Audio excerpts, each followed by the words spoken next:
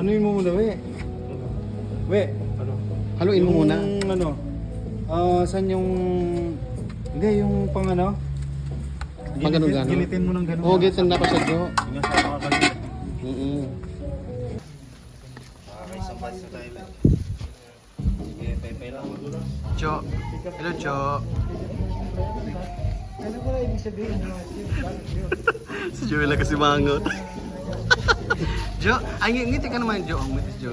Ha? Ang ganda ng ngiti niya. Si Mangot, alas 11 rin, hindi pa nakakaisang batch naman. Anak ng kata. Ito mo yung kain lamig. Ito na. Dito sa... Masyado mo na. Kaya na yun eh. Ano? Kung kakainin.